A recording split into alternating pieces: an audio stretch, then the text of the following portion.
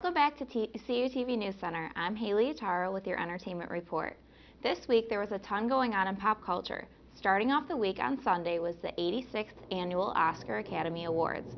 Ellen DeGeneres hosted the show that was one to remember this year. Her on-camera selfie with celebrities such as Bradley Cooper, Angelina Jolie, and Jennifer Lawrence reached the most retweets ever in Twitter history, getting over 3 million retweets. Jennifer Lawrence took yet another tumble at the Oscars, getting out of her car and onto the red carpet. This is J-Law's second time falling at the Oscars after she fell last year accepting an award. Some rumors are floating around that she's doing this on purpose now. Big winners were Best Actor Matthew McConaughey, Best Animated Picture Frozen, and The Great Gatsby took home the Oscar for Best Costume Design.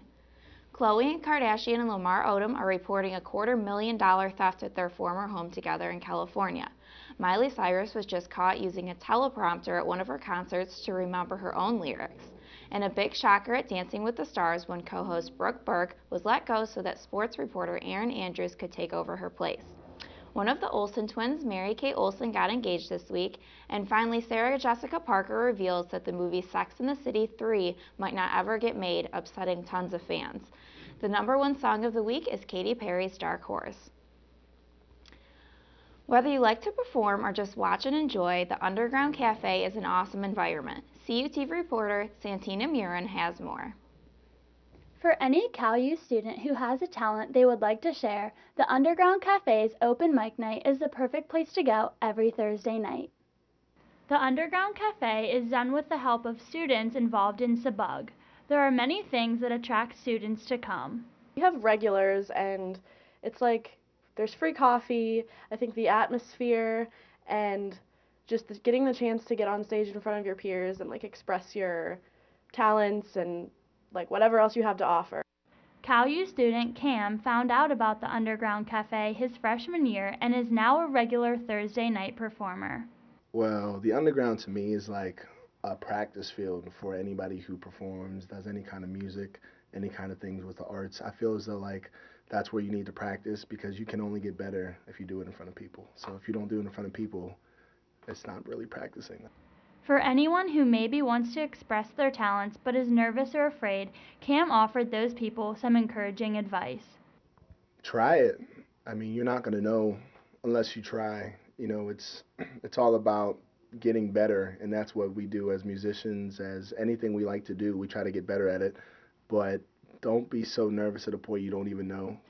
To ensure success each Thursday night, the Sabug's executive board works hard to make sure they maintain good communication so they're always on the same page. The process for students to perform, however, is very simple. Students just come at 8:45 in the commuter center or wherever we're having it at, sometimes the performance center or the food court as of last semester. They come at 8:45, sign their name, and we'll call them up in their designated time slot that they picked. That's it.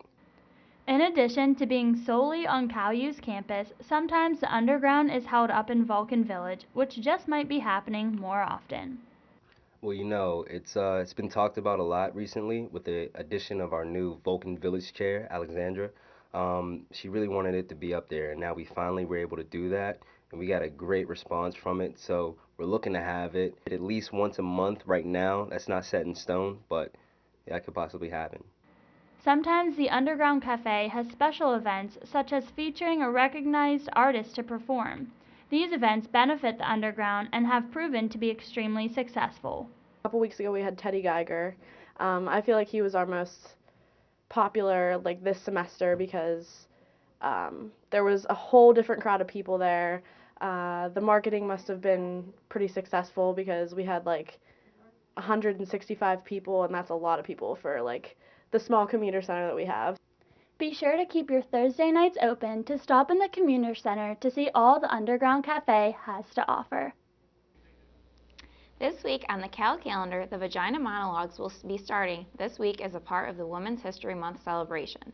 The 11th annual production will be presented at 7 p.m. March 12th through 14th in the Performance Center inside the Natali Student Center.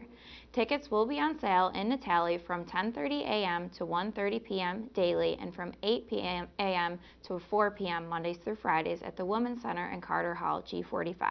and at the door. The cost is $5 for students and $10 for non-students. 10% of the proceeds will support V-Day, a global activist movement to end violence against women and girls that is making its 16th anniversary this year. The rest is donated to local women's initiatives. So far, nearly $20,000 has been raised at CalU through the Vagina Monologue performances. Make sure to come and support a great cause as well as the hard work that students have put into the show. This month's Civil War Roundtable at CalU will be held on Thursday, March 13th from 7 to 9 p.m. in the Kara Booker Great Room in the Kara Alumni House. This month's speaker is Deborah Novita, who is licensed battlefield guide at the Gettysburg National Military Park. The topic of her talk will be at the civilians and a few soldiers buried in the Evergreen Cemetery at Gettysburg. Anyone interested in the Civil War history is invited to attend. Doors will open at 6:30 p.m. This week in the Vulcan Theater is The Hobbit, The Desolation of Smaug, the second in the trilogy of films adapting the enduringly popular masterpiece The Hobbit. Continues the adventures of the title character Bilbo Baggins as he journeys with the wizard Gandalf and the 13 dwarves, led by Thorin Oakenshield on an epic quest to reclaim the lost dwarf kingdom of Erebor.